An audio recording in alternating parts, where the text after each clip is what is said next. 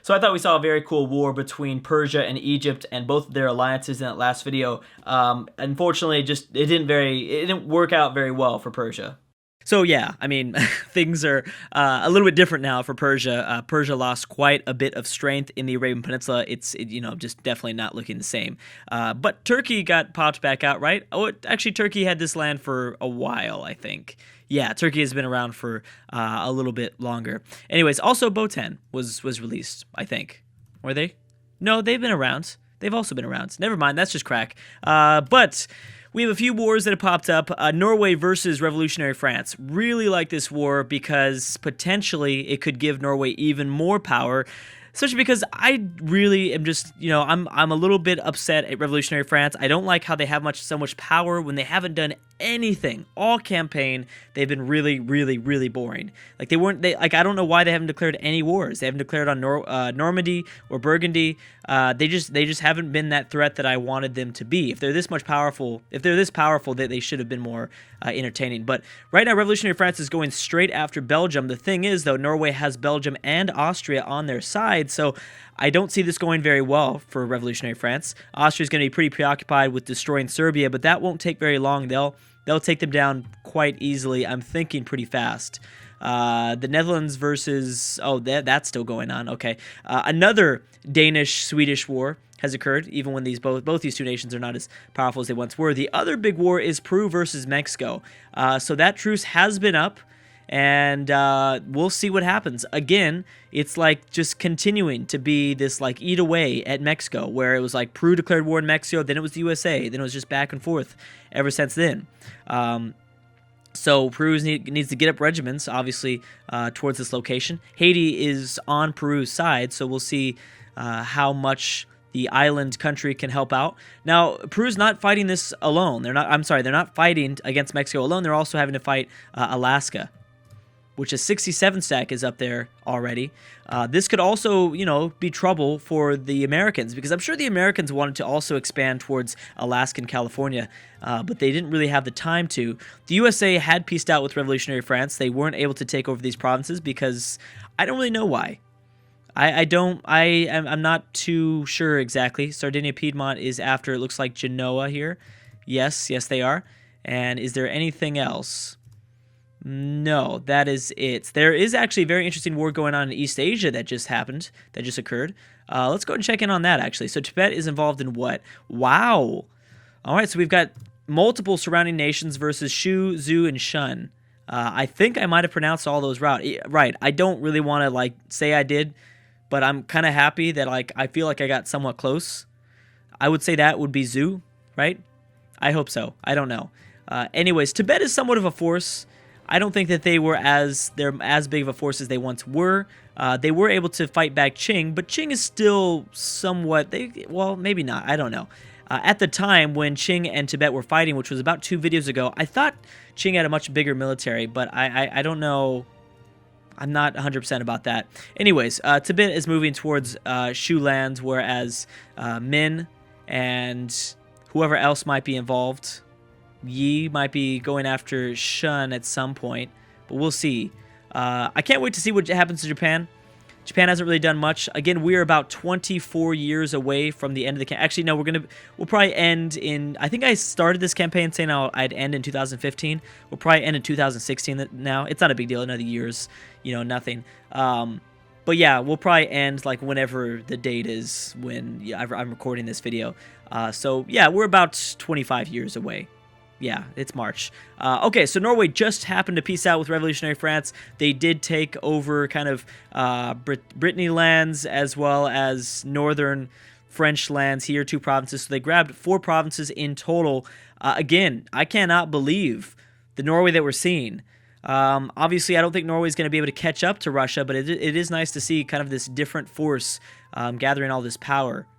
Peru is not peaced out with Mexico. So we'll have to see the results of that. Is there anything else that's happened at all? Peru's at 52 war score. Oh my gosh. And Tibet has already had someone peace out. So Tibet could be really grabbing... They could be, maybe getting access to a lot more land. Here's the thing, though. The alliances they called in surround the nation that they're going to war with. So unsurprisingly, a lot of the nations aren't willing to give up the occupation. They're not going to give up all the occupations to Tibet. So a lot of them aren't. I'm pretty sure all the occupations that we see that are, occupied by Tibet is because of the Tibet army, not because of the alliances. I'm sure the alliances are helping. I'm sure they helped out with a few of the initial wars. Look, I mean, here's Min going after a regiment that they just won that battle right there. So they're helping, but I mean, they want the land themselves. So it's going to be kind of an all-out sort of fight, I guess you could say, to go after Shu. Every man for themselves almost. Oh my gosh, but Tibet made sure they took the most because they just peaced out right now, and Shu is almost gone. Here's Shun. Shun's fine. Shun never really they were never a part of it too much, but Tibet has kind of become the new Punjab almost to an extent. I mean, Punjab is gone, but I didn't realize that Oman was also released, and they got a lot more of their provinces back. UAE is back, so Persia lost quite a bit of strength, and Egypt is back in the back in the driving seat. I don't think that will be the last war. I think if anything, we might see Gabon and Egypt go to war, or maybe Gabon, Naples versus the Americans. Who knows? It really depends on what happens in the New World at the same time. But for Peru's sake, they really need to take everything from Mexico. They need to take all this from Mexico. I don't think the Mexican regiments really have much anymore. I think most of the Mexican army is completely obliterated already. Yep, I think we could see the exact same thing, the exact same sort of peace deal that we saw from Peru that happened with Brazil, happened here with Mexico. I think they're going to sever peace Alaska for now. At that point, depending on how much they take from Alaska, which they're probably going to peace out like pretty soon, they might decide to take over everything from Mexico. They might actually get distracted, take too much away from Alaska, keeping Mexico alive. That is super possible. Like keeping Mexico more than alive, more than but we'll see. They're at 66 war score, so who really knows? Oh, and Russia's going after the final province of Finland. I haven't been discussing Finland, but Finland's been at like one province for a while. Russia never took over Kurland. Norway has been kind of slowly going to war with Finland. Finland was down to one province, so I'm sure Russia's going to take these guys down. Again, as I said a few videos ago, the Russian AI really struggles with having their regiments kind of, I think, all over their massive empire. So even going to war with some of these minor nations, they struggle because the minor nations get up a few occupations.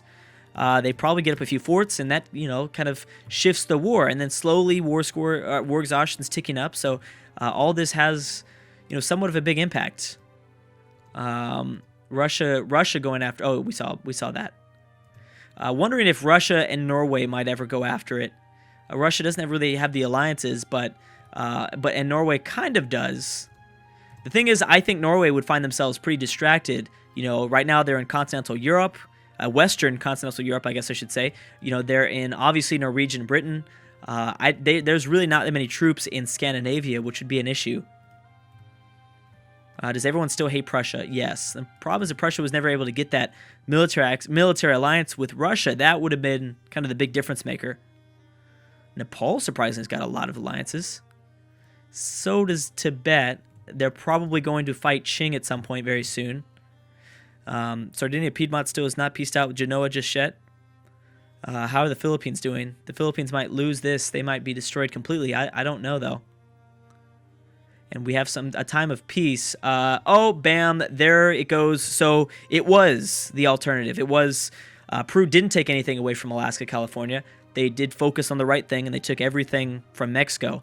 So, Peru's got some border war, obviously, but I think that it's safe to say within the next 24 years, we'll see the USA and Peru go after it. Unless, of course, well, let's see here. The truce with the Canadians should be up soon. Yeah, the USA no longer has a truce. So the USA, I could see, maybe go after Canada one more time just to get it. Because right now, the USA would still win a war. Technically, according to the ledger, the Americans will win this war. Especially because the USA really doesn't have that many alliances. Just Egypt. British Columbia might actually make a significant impact. I wouldn't be surprised. Depending on how much Naples and Austria contributes, Naples would go after Egypt. Actually, maybe Austria would too. I don't know. Naples might be able to contribute that navy, really setting them aside, because I don't really know how. But I don't know.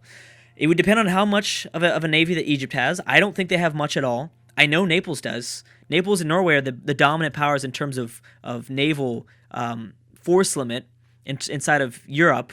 They don't compare at all to the New World powers, Peru and the USA, but still, it would really depend on the alliances because Peru has two versus two pretty. I don't know. It would be so close. I really think that Peru needs one more friend. Oh, Haiti might help. And the Netherlands, I mean, what are the Netherlands really going to do? I don't think so. I don't think the Netherlands could really make that significant of an impact. The UAE are already being declared war on. I don't know exactly who that is. Oh, Baradoa. How did they? Wow, they got really powerful very fast. They kind of came out of nowhere, actually. They've got some good friends, which is all that really matters. Yep, they've got some friends. Did Russia take over Finland? Yep, so Finland was not around for very long, but it's kind of cool. It was kind of cool to see them for a little bit. That was nice, right?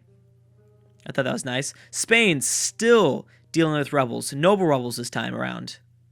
Peasants, noble rebels, Spanish revolutionaries. It's a huge mess. Yep, there you go. That is exactly what I said the USA was going to go to war with Canada one more time. They need to be careful. But this is smart for them to declare the war right after the Peruvians peaced out with Mexico, because right now Peru is not necessarily ready for a war. Obviously, the USA is probably going to just completely roll over everything that Canada has. I don't know if they're going to take everything. I think it's possible. How much war score would it cost? 442. But I've seen where it says it costs like 332 to fully annex, but the AI somehow manages to take everything. I don't think the AI has to listen to all the rules. I don't think the AI plays by the rules. I think I've seen on Reddit a few posts about the AIs not technically having to play by the same rules as the human players. I don't know if that's accurate or not, but I've seen it before.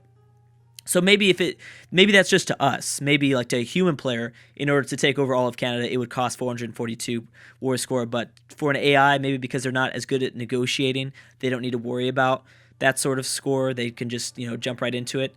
It is 1993, and we might see kind of at the turn of the century this massive, probably the biggest war we've. I don't know if I want to say biggest war we've ever seen. Maybe. Biggest front war we've ever seen. In the present day mod, obviously the numbers were a little bit bigger, but it was pretty much USA and China. They never had a front. They never really went after it. They never had a direct border. The Americans, I remember, sent over troops, but the AI for some reason kind of caps off the transport ships. They don't go more than 100 or so transport ships. This time, these two nations, these two very big nations, the most powerful, arguably among the most powerful of the world, 1 versus 2, border each other, and it would be intense. That'd be a very intense battle. So what Peru needs to do is really be gathering up, coring all this stuff, getting back that manpower and stuff like that. Honestly, I would think it would be a good idea to declare war in about like 2 or 3 months. There's no way the AI would do that. I don't think they would declare the war in 2 or 3 months. Unless something really bad happened to the Americans, but I don't think it will. The Americans already have control over most of Canada, so, I mean, it doesn't... I mean, they're not losing anything right now. They're probably barely losing any manpower at all. I guess they already have everything captured in terms of forts. Are you going to go after the last siege, or no? Are you just going to chill? Maybe they're just going to chill. I don't know. If they continue to move this way, I don't think we're going to see it in this campaign, but they could have maybe found some sort of issue with Russia at some point if they had. But they would have needed more Pacific provinces so that they built up more of a fleet in the Pacific, because right now their entire fleet is in the Atlantic, which I can't say the same for Peru. That's the thing. Peru and America might have the same navy sizes, but I guarantee you the Americans are probably more consolidated. Where Peru could be in the Pacific, they could be all the way in kind of modern-day California, and they could have half of the other fleet kind of by modern-day Brazil. So that would be the big difference maker that I don't think I accounted for when I looked up the naval force limits of both of these nations. So that, I think, would play a pretty big impact on this entire thing. I would think, but you never know. I think it will come down to friends. It'll come down to who joins who. So it also depends on who declares the offensive war. If it's America that's declaring the offensive war, so they don't call in British Columbia, that would be a big deal. Or if Egypt or British Columbia don't initially get called in, that would be a very big deal. Because Naples gets to go straight to the New World to support, the Peruvian Navy. So all this would play like I would say a pretty big impact on the possibility of something like this happening. But let's see. I would like to see if the USA pieces out within the next month or so, but I don't know if we're going to see it. But I'm going to end it a little bit early. We're going to progress the campaign. Clearly, there's no more wars going on, but I'm going to make sure we go a little bit further, get ready for the final few years of the series, and we'll see what happens. But anyways, guys, thank you so much for watching, and I will see you guys next time.